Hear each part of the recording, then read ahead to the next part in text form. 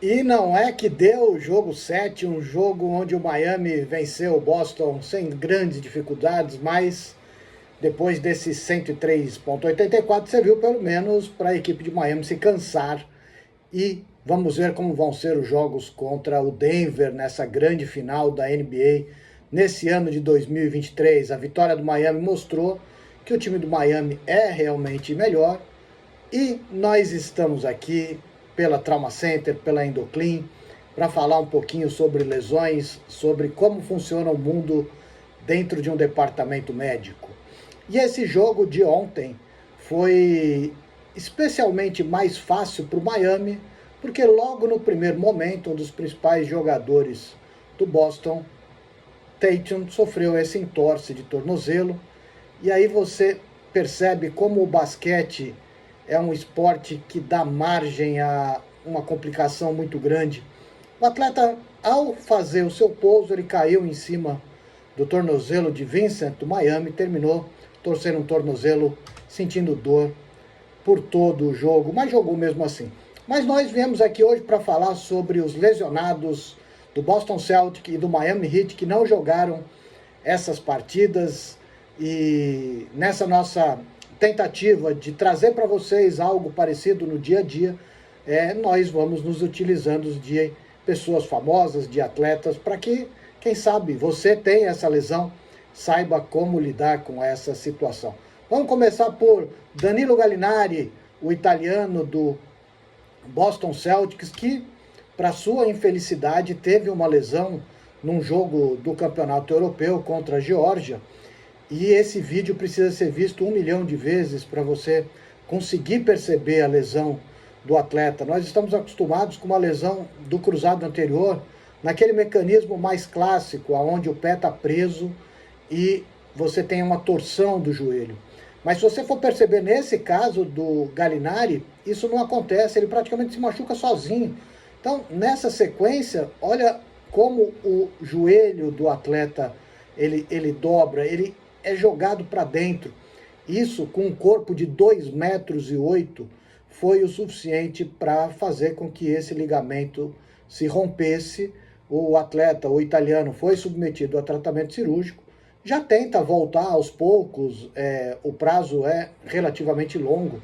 É muito improvável um atleta com essa compleição física retome as suas atividades em menos de 8 meses. É muito complicado realmente, é muita musculatura que precisa ser reequilibrada. O procedimento cirúrgico não muda muito, mas o procedimento de recuperação precisa ser extremamente cuidadoso, porque um atleta como esse tem uma massa muscular gigantesca, e por ficar pelo menos uns 6 meses parado, isso faz com que ele perca muita massa muscular, e essa retomada ela é muito complicada. E não existe a menor possibilidade de você pensar em antecipar um retorno às quadras. Esse talvez seja um dos maiores equívocos. O atleta tem que demorar o tempo certo para retomar.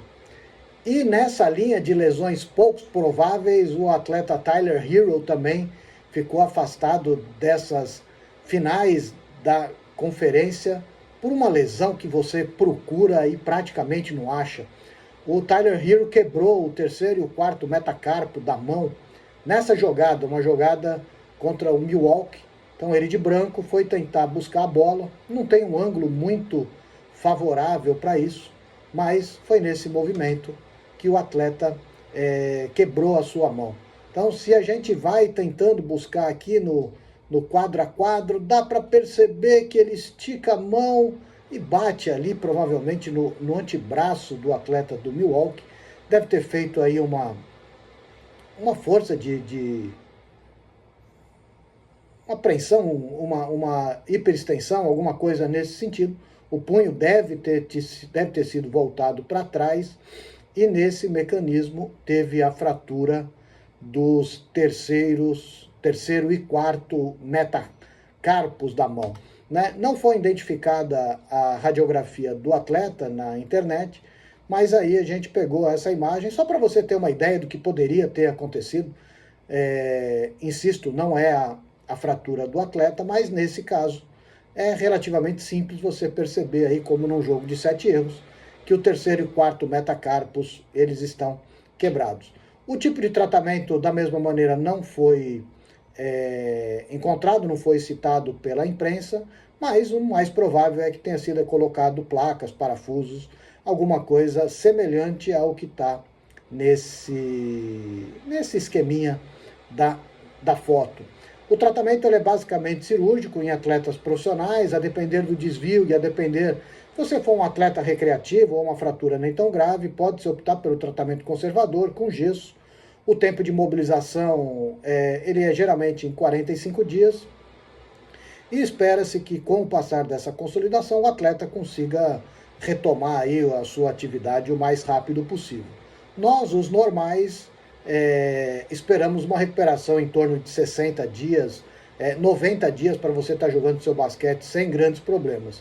Os extraterrestres da NBA, muitas vezes, por ter um acompanhamento fisioterápico, de terapia ocupacional muito mais próximo, ele pode tentar antecipar isso aí, jogar com alguma proteção, mas o prazo realmente não costuma ser adiantado, nenhum prazo deve ser adiantado, como já falado no caso do ligamento do cruzado anterior do atleta italiano. Aqui a gente tem que esperar esse osso grudar para depois movimentar. Então, numa primeira fase, a imobilização era importante, ou o tratamento cirúrgico, depois você tem que mexer os dedos, a mobilidade é fundamental, e com o passar do tempo você vai retomando o seu gesto esportivo. Para finalizar, Victor Oladipo, o atleta do Miami, nessas situações, e esse trio, hein, o atleta conseguiu uma lesão relativamente rara, uma lesão do tendão patelar, né?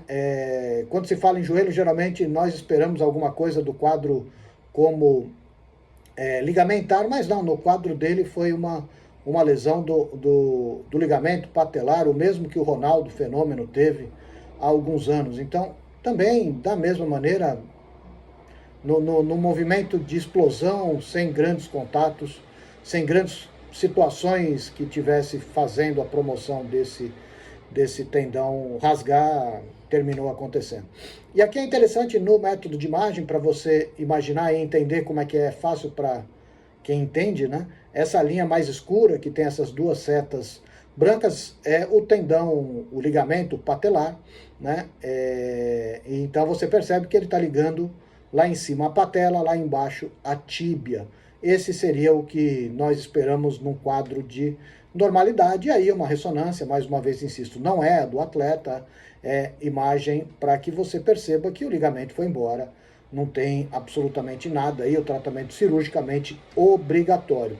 E aqui, só para deixar aqui uma pimentinha para casos posteriores, essa é uma tendinite do corredor, é um quadro que acontece com muito mais frequência nos atletas de corrida. Obrigado por assistir, se inscreva, comente, compartilhe. Vamos tentar ficar sempre trazendo informações para você dos atletas, mesmo que a gente não tenha os dados mais precisos. A ideia é você entender como trabalha um médico do esporte, como trabalha essa equipe de fisioterapia, preparadores físicos, nutricionistas, para que o atleta retome as suas atividades o mais rápido possível. Um abraço, até a próxima!